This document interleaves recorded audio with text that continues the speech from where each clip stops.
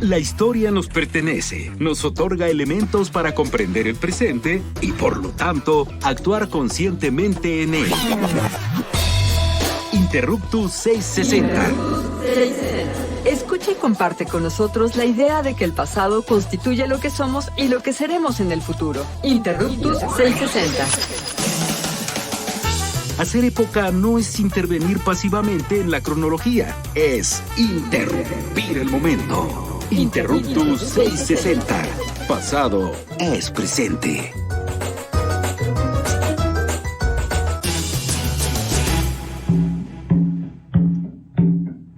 Hola, yo soy Carla Mote. Les damos la bienvenida a Interruptus 660. Pasado es presente. Este es un programa de divulgación y reflexión sobre la historia. Y pues estamos a principios de año, el 2024 nos dejó unos meses de mucha fiesta, a lo mejor están desveladas, desvelados, pero pues sigamos con el destrampe. Por eso, pues hoy queremos platicar sobre un tema que seguramente les interesará mucho. Para seguir con la fiesta, se trata de la historia de los sonideros, que es una manifestación de la cultura popular que tiene muchísimo arraigo en nuestra Ciudad de México. Pero antes de empezar con esta plática, quiero presentar a quienes me acompañan como parte del equipo de Interruptus 660. Misael Chaboya, ¿cómo estás? Hola, ya listos aquí para el bailongo y saludo al buen Emiliano Canseco, ¿cómo estás? Hola, ¿cómo están a todas y todas las personas que nos están escuchando? Estoy muy contento de dedicarle un programa al bailongo, al sonidero, a la música y bueno, vamos a empezar. Pues además en este programa nos acompaña nuestra colega y amiga Fernanda Nares, que es historiadora y ha dedicado sus estudios a la historia de los sonideros. También colaboró en pláticas con la alcaldía Gustavo Amadero rumbo a la declaratoria de los sonideros como patrimonio cultural de la capital. Fernanda es egresada de la licenciatura en Historia por la UNAM. Gracias por estar en esta emisión, bienvenida. Muchísimas gracias por la invitación, por el espacio y estoy muy emocionada de platicar de los sonideros y bueno, creo que ahorita justamente con la declaratoria se están popularizando, ¿no? Entonces ojalá que todo el mundo se pueda acercar y pues sí, están invitados al baile. Sobre todo eso, la verdad es que yo los veo cada vez más comúnmente. Yo creo que antes estaban más en los espacios populares, ahora hasta como que se han afresado un poquito. Pero vamos a empezar platicando acerca de qué son. Y a ver aquí, amigos de Interruptus, Misael, ¿tú qué crees que sea un sonidero? ¿Has sido? La verdad es que nunca he ido a un sonidero como tal. Yo creo que justamente algo que estamos viviendo es la cercanía de los sonideros, pero antes era bastante complicado de pronto entrar a un sonidero si uno no estaba de lleno en ciertas colonias con esa tradición. ¿Y tú, Emi? Yo tampoco he ido a un sonidero, los he escuchado por mi casa y así de lejitos, de eso que quisiera ser como ellos, ¿no? Pero pues nunca he ido. La impresión que yo tengo, obviamente he visto videos y la impresión que yo tengo es como, bueno, una bocina en la calle, un DJ que pone música pues entre cumbia, salsa y va como voceando y saludando a los asistentes, pero la verdad es que sí, es como la imagen panorámica que tengo. Pues yo creo que Fer, ¿nos puedes platicar un poco de qué son? ¿Cómo podríamos definir a un sonidero? Sí, bueno, yo creo que voy a empezar refiriendo a un compañero, Héctor Lara, que dice que pues se puede definir de distintas maneras, ¿no? Una es el oficio, porque hay personas que trabajan en ser sonideros y eso les ha conllevado inversión, tiempo, también irse pues innovando, no solo en equipo, sino ellos mismos, ¿no? Con la cuestión musical, con la cuestión de sonido, luces, etcétera. Y también conlleva todo un equipo para poner o preparar estos eventos. Entonces está como esa definición, que ya ahorita la conocemos más con nombres y tenemos, quizás se nos vengan a la cabeza los más populares como Sonido La Changa, claro. Sí. Entonces, pues podemos decir que ellos son los sonidos o sonideros. También está el baile, que pues es toda esta expresión cultural, un estilo de baile, una manera de aproximarse al otro, de tener una dinámica propia ahí en la pista, en la calle o en los espacios donde se han llevado a cabo.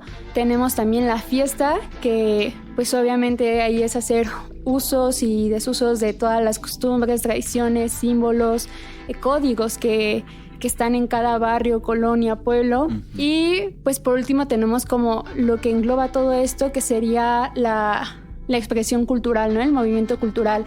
Él así lo define y estoy muy de acuerdo con ello porque cuando te acercas, pues cuando a mí me preguntan qué es un sonido, pues puedo referir al equipo, al animador, pero también a todo el evento, ¿no? O también a cómo esto conforma parte de la identidad de las personas que habitan, ya sea en estas colonias o que se han acercado, que conforman los grupos de baile que van a ir a conformar las ruedas ahí. Entonces puede ser una definición bastante larga. Es como abarcadora, ¿no? O sea, es como todo lo que rodea, digamos, a este momento, ¿no? Sí, aunque creo que también, algo que a mí me llama mucho la atención es que van siendo muy diversos entre sí, aunque todos comparten que surgieron en zonas marginales, que forman parte de la colectividad, de la identidad de los barrios, y uno pensaría que justo por eso puede darnos un poco de miedo este primer paso, acercarnos a estas fiestas, ¿no? A estas celebraciones. No, nos sentimos ajenos. Como un prejuicio, quizá. Hay un prejuicio, pero también hay un yo no soy de ahí, ¿no? Uh-huh. Porque claro que, por ejemplo, yo me especializo estudiando al pueblo de San Juan de Aragón y claro que si vienes de lejos dices, es que de seguro todos ahí ya se conocen o son ya vecinos. Es algo del barrio. Sí. Y la verdad es que cuando tú vas, yo los invitaría a que fueran porque Vamos. En realidad es un evento donde puedes asistir desde diferentes aristas, como yendo a ver a quienes bailan o a escuchar o integrarte al baile, pero siempre eres muy bien recibido. O sea, a mí nunca me ha tocado una experiencia hostil ni nada de eso. Uh-huh. A mí, Fernanda, me ha llamado mucho la atención que pues desde hace tiempo hay justamente esta interacción entre la música y lo sonidero con el público, por un lado, pero también por el otro creo que tiene que ver con un estilo de baile muy particular, ¿no? En el que yo creo que pues a diferencia quizá de otros bailes es común de pronto ver hombres bailando, que esto es algo que generalmente en los bailes de pareja, casi toda la danza afroantillana, por llamarla de alguna manera, es siempre un hombre y una mujer que se concibe como una noción de cortejo, ¿no? Uh-huh. Pero los hombres, en este caso, pues rompe el esquema tradicional del baile, de hombre-mujer, y que bueno, pues por ahí también tiene que ver con pasos muy particulares, tipos de vueltas muy particulares. Inclusive yo quizá hablaría de una coreografía. Ahorita tú mencionabas justamente estos grupos de baile que van directamente y que se presentan en los sonideros, ¿no? Platícanos un poquito de eso. Bueno, es que en realidad creo que para llegar a eso a mí me gustaría empezar con la parte histórica. Bien. Que pues es que no se puede rastrear un origen del sonido, pero sí hay varias colonias que tienen que son cunas de los sonideros, ¿no? Está Peñón de los Baños, está Tepito y San Juan de Aragón. Yo sé la historia que narra San Juan de Aragón, que ellos pues dicen, acá inició con un señor que ponía sus trompetas, ¿no? Entonces todos lo escuchábamos y como en aquella época en estas zonas marginales de la ciudad costaba bastante pues tener acceso a todo un equipo de sonido, el que lo tuviera era invitado que a los 15 años, que a las fiestas.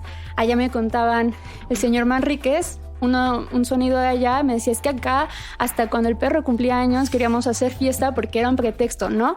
Y esto se debía, este recibimiento a las personas con el equipo tenía que ver también con que no era tan fácil acceder a otros espacios que estaban dirigidos al goce, al baile, ¿no? Pienso que en los salones, pues normalmente estaban en el centro de la ciudad o en la zona activa económica de la ciudad, entonces pues hablar en el caso del Peñón o San Juan de Aragón, ir a la ciudad era casi un viaje de todo un día, ¿no? No era tan fácil tener acceso, tampoco por cuestiones económicas se podía mover tanto.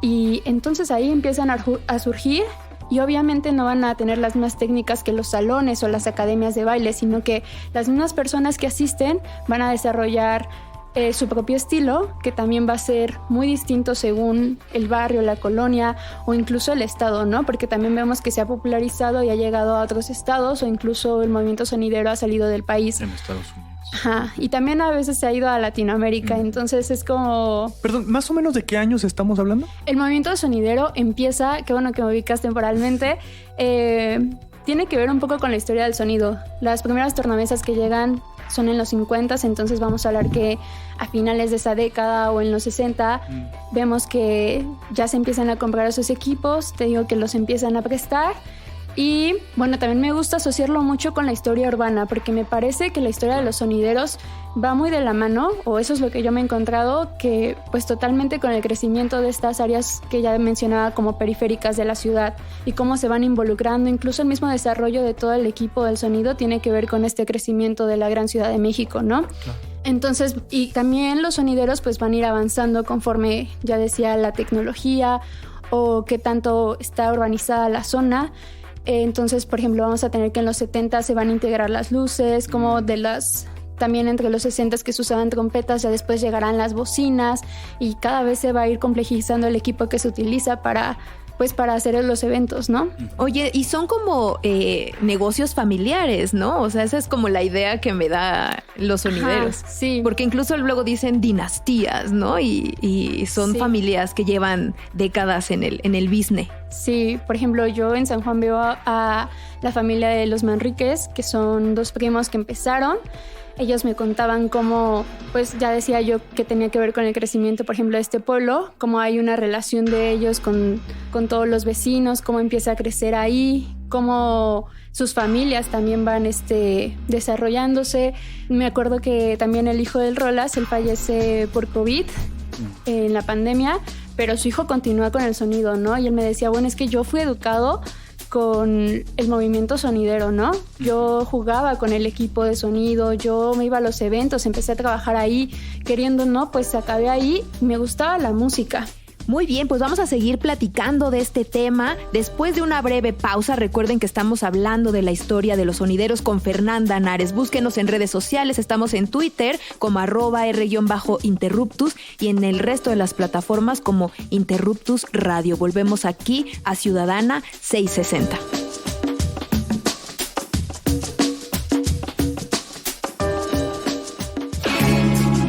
La historia es nuestra, porque la hacemos todos los días. En un momento continuamos. Interruptus 660. Pasado es presente.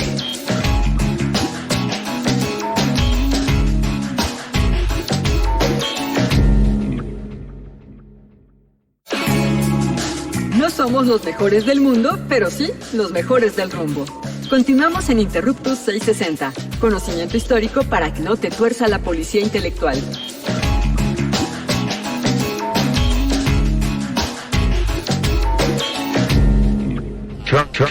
Changa.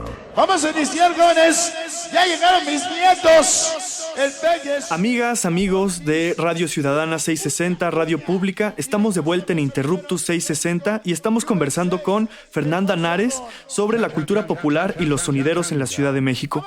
Y bueno, en ese sentido me gustaría preguntarte sobre qué interpretación le podrías dar a estos sonideros. Yo lo veo como una especie de espacios de sociabilidad, lugares de encuentro de los vecinos, de las personas que habitan estos barrios, y pues no sé si me pudieras dar una reflexión en torno a esa noción. Sí, yo creo que tienes toda la razón. En un principio empiezan a ser lugares muy vecinales, ya después se formará una comunidad, ¿no? Una comunidad gustosa a ir a los sonideros, entonces vamos a ver cómo viajan incluso para escuchar a ciertos sonidos. Pero recordando los 60, 70, pues sucede que son fiestas en la que todo el barrio se va a conocer, todo el pueblo. Hay anécdotas que me contaban, de nuevo el señor Manríquez, porque él ya es muy grande, entonces me hablaba como de este inicio. Me decía, bueno, es que cuando se hacían las fiestas eran para nosotros como eventos que nos interesaban muchísimo porque nos gustaba bailar, pero también íbamos a conocer a las señoritas, ¿no? Claro. Entonces, decía, quien organizó la fiesta de quien eran los 15 años, el bautizo, etcétera, iba y pedía permiso para sacar a todas las chicas con la promesa de que las iba a regresar cuando terminara el baile. Entonces, las llevaba y pues era nuestro momento de conocer a estas señoritas, claro, ¿no? Entonces, era su manera o su espacio para convivir. De ahí se fueron creciendo familias incluso, entonces vamos a ver cómo el barrio va creciendo con la misma gente de ahí, de los vecinos. También hay anécdotas de cómo empiezan a escuchar que hay otros sonidos, entonces se van, yo vuelvo a hablar de la parte norte de la ciudad, pero decían, bueno, es que empezábamos a ir a escuchar a los del Peñón y nos gustaba y atravesábamos el bosque de Aragón y luego volvíamos y empezaba a surgir una competencia, pero una competencia como en el sentido de a ver quién hace el mejor sonido, sonido, Claro. ¿no? El mejor evento. Entonces ahí se invitaba a más gente, se veían estrategias de cómo poder invitar a más personas, empiezan los clubs de baile, la gente los va a ver, pero también empieza a haber conexiones donde pues todos empiezan a estar interrelacionados, ¿no? Dentro de los sonidos. Al final es como una especie de pretexto para conocer personas, pero de ahí como que se va complejizando más, ¿no? Y se vuelve una competencia y se vuelve un Ajá. espacio de cortejo y se vuelve Sí. un lugar de baile. O también se da esto que mencionaba el compañero, que bueno, ¿qué pasa cuando no hay mujeres suficientes para bailar, Claro. no? Pues también, o incluso aunque haya, puede que a mí me guste bailar y haya otro hombre que quiere bailar, pues se da, ¿no? También puede pasar ya con mujeres, vemos que son espacios donde eso es muy aceptable, quién sabe qué pase afuera de la pista, pero al menos es muy respetado adentro. Y bueno, a mí es algo que también me gusta bastante ver. Creo que también hay dinámicas muy diferentes en el baile. Cuando yo voy, bueno, hay prejuicios, ¿no? Pero Claro. yo llego a ir sola y digo, pues me siento bienvenida, y además no es como en otros lugares donde te acercas e inmediatamente hay un sentido de querer coquetear con la otra persona, ¿no? Acá es, no, pues todos queremos bailar. Entonces, obviamente sí puede pasar que alguien se te acerque con otro motivo, pero en el momento del baile significa únicamente el baile y ya está. Justo eso, entrando a los prejuicios, a mí me gustaría, que es algo que yo lamento mucho que haya hacia los sonideros, porque sí pertenecen a las clases populares, pero creo que como espacios colectivos son muy ricos y tienen mucho que enseñarnos. Entonces, siempre... Sobre organización, por ejemplo, ¿no? Gestionar recursos, Ah, sí, gestionar claro. las bocinas, ponerte de acuerdo con tus vecinos. O sea, al final... O ya con el gobierno. Claro, Y o sea, tomar al el final... espacio público. Al final eso también es interesante, ¿no? No solamente es como la fiesta en sí, sino cómo la sociedad se organiza en un objetivo en común, que sí es la fiesta, ¿no? Pero al final eso puede derivar a otras cosas, pues. Sí, claro, o sea, también acompañan a fiestas religiosas, a tradiciones que ya llevan muchísimos años, siempre vemos ahí inmersos a los sonideros. Y sí, es o sea, son procesos organizativos también muy complejos, negociaciones que también se hacen con el gobierno o con los espacios, porque ya no pueden llegar y tomar solo la calle, ¿no? O ciertos lugares, sino que hay una serie de negociación, también se ve qué es lo que se puede tomar o no. Y yo decía con el gobierno, pero ahora también lo pienso con los vecinos, o sea, no todos están de acuerdo o no todos asisten a los bailes. Entonces ahí hay... La señora que les va a querer echar la patrulla. Ajá, o sea, hay una cuestión de... También, por ejemplo, ya vemos cómo se ponen a vender que las botanas, que las bebidas, o sea, vemos puestos muy variados alrededor, vemos también que, no sé, a mí me ha tocado ir también cuando hacen las fiestas religiosas. Claro. Y pues es una combinación sumamente, bueno, yo diría extraña, ¿no? Porque por un lado tienes todas estas como tradiciones tal vez más antiguas o que tú relacionas con otros ámbitos, y de repente acá tienes gente bailando. Claro. O ya más tarde está la gente bailando. Pero me parece aún así muy rico, y a lo que comentaba o lo que quería ir con la idea anterior era que me parece que hay un prejuicio a que el hecho de que se tome o que se vendan cosas, no sé, la gente lo suele asociar con espacios violentos. Y muchas veces también tenemos ese prejuicio de que no queremos ir porque nos puede suceder algo, ¿no? Y yo creo que ese riesgo lo tenemos cuando vamos a cualquier espacio. Cuando yo voy a un antro puedo sentirme insegura. Cuando yo salgo, pues no sé, a un salón incluso puedo no sentirme tan bien. Puede haber acoso, puede haber riñas. Entonces yo no lo cerraría a los sonideros. Creo que se da eso también porque se lleva a la calle. Pero bueno, volviendo a que hace poco fue la declaratoria patrimonial de los sonideros, yo quisiera pues también ver qué tanto se puede hacer en cuestión de seguridad por parte del gobierno, que los vigilen, porque los vecinos hacen algo pero no tienen a veces la capacidad de control para poder manejar el espacio como se debe, ¿no? Entonces vamos a ver si en esa cuestión, o los sonideros al menos decían que a ellos les gustaría que hubiera más seguridad, así como más facilidades. Y claro que esta declaratoria también es una negociación, porque no hay intereses ahí, ¿no? Entonces están jugando los dos lados. A mí me gustaría en este espacio hacer un llamado a los sonideros a que conozcan de qué va la declaratoria, porque puede perjudicarles o también la pueden usar a su favor.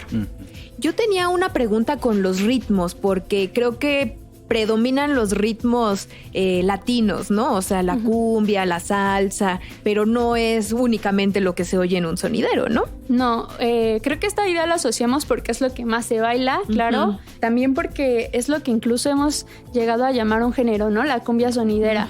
Ah, claro. Y quizás era lo que más fácil podían intervenir al momento de hacer las presentaciones.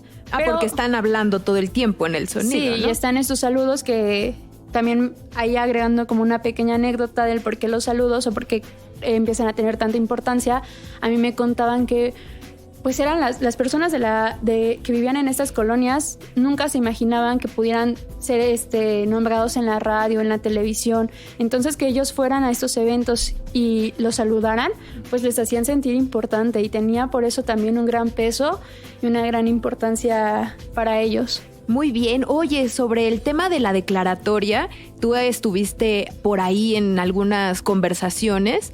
¿Cómo viste ese proceso? Y además, ¿qué implica para los sonideros? Sí, bueno, yo estuve invitada a algunos eventos por Daniel Tepos y Daniel Suastes, que son los que se encargan de llevar este proceso en la Gustavo Madero. Creo que, pues para empezar, era un reconocimiento, ¿no? Reconocer lo importante que es culturalmente para la Ciudad de México los sonidos. También, en este caso, no solamente iba de la mano a la declaratoria, sino que también se aventaron a hacer un documental. Ya les estoy promocionando, pero ya se aventaron a hacer un documental.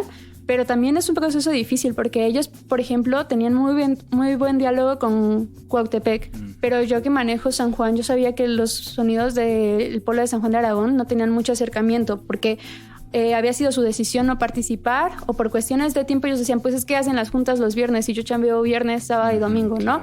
Entonces ha sido algo complejo. Como ya había mencionado, tiene sus beneficios, tiene sus desventajas, pero me parece que lo principal ahorita sería que los sonideros lo conocieran y que también quizás así la gente ya se animaría a ir sin tantos prejuicios. De verdad creo que es muy bonito cuando te acercas y no tienes como estas ideas de ay, me puede pasar algo o es que es gente, no sé, hay un clasismo ahí obviamente, ¿no? Cuando te despegas de todas estas concepciones que luego llegamos a cargar, creo que se puede disfrutar muchísimo. Y en este sentido creo que también los sonidos se acercaban bastante como manera de publicidad, porque también los vas a poder encontrar, localizar a través, me parece que de una agenda, y también pues estar más al pendiente o darle más difusión a ese tipo de eventos me parece importante, sobre todo volviendo a que también puede ser definido como un oficio que no siempre ha sido bien retribuido, pero que lo merece. Hay que buscar esa agenda, ¿no? Para invitarlos a tocar aquí en el IMER. Eso estaría padre y además pues ir juntos al bailongo. Pues bien, con estas ideas, querida audiencia de Interruptus 660, cerramos esta emisión desde Radio Ciudadana aquí en el Instituto Mexicano de la Radio. Sin olvidar mencionar que la historia es crucial para entender nuestro presente, nuestro entorno y por lo tanto actuar conscientemente en él. Muchas gracias, Fernanda Nares, por conversar el día de hoy con nosotros. Muchísimas gracias y ojalá se abran más espacios porque quedan muchísimas cosas que decir. Exactamente. Muchas gracias, Emiliano Canseco. Gracias a Fernanda y gracias a ustedes y a la audiencia que nos está escuchando. Gracias, Misael. Vámonos a bailar. Vámonos. Y bueno, yo soy Carla Mote. Les agradecemos mucho habernos escuchado. También agradecemos a Julio Aguilar, que nos apoya en los controles, y a nuestro productor Hernán Nájera. Les invitamos a participar con sus preguntas y comentarios a través de las redes sociales de Ciudadana 660. Nos vemos pronto. Hasta luego.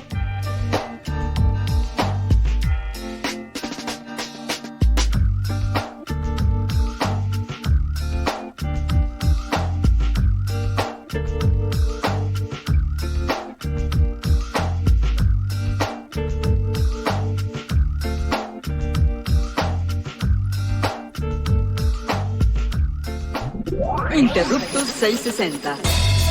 Los esperamos la próxima semana para seguir indagando en la diversidad cultural y social de México desde la mirada histórica. Interruptus 660. Porque comprender nuestro pasado es primordial para entender nuestro presente. Interruptus 660. Pasado es presente.